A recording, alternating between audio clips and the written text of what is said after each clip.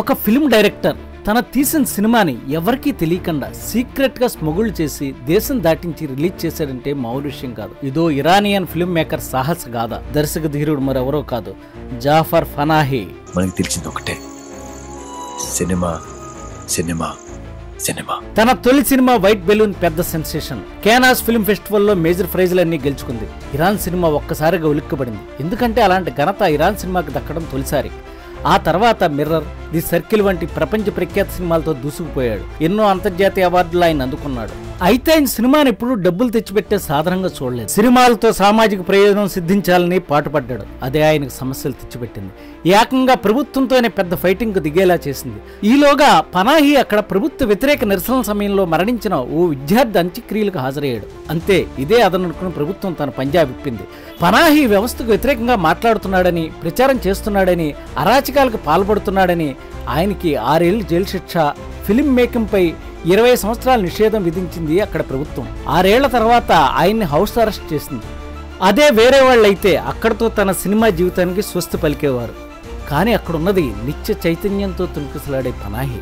తనకున్న పరిమిత వనరులతో తన ఇంట్లోనే ఓ ఐఫోన్తో డాక్యుమెంటరీ తీశాడు. అయితే దాన్ని ప్రపంచానికి చూపించాలంటే ఎలా?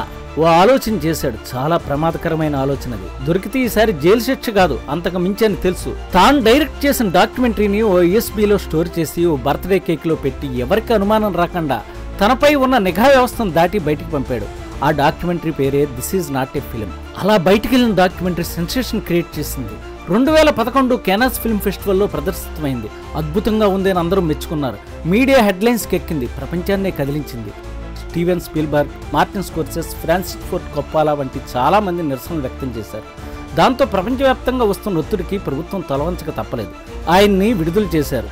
కానీ ప్రభుత్వం కొంతకాలం సైలెంట్గా ఉండి ఆయనపై రీట్రయల్ పేరుతో మళ్లీ పగా ప్రతీకారాలకు తెరతీసింది, జైల్లో పెట్టింది.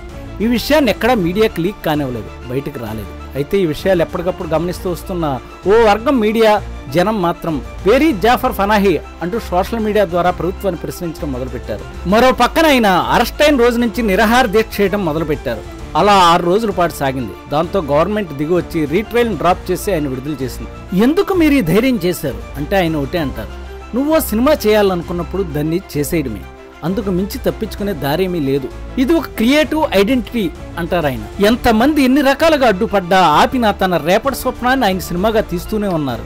జాఫర్ పనాహి నిరంతరం పడిలేచే ఓ కల్లోల కడలి కెరటం, ఆయన తలవంచని ధిక్కార గీతం. ఇలాంటి వారు నిరంతరం ఫిల్మ్ మేకర్స్ కి ప్రేరణ ఇస్తూనే ఉంటారు.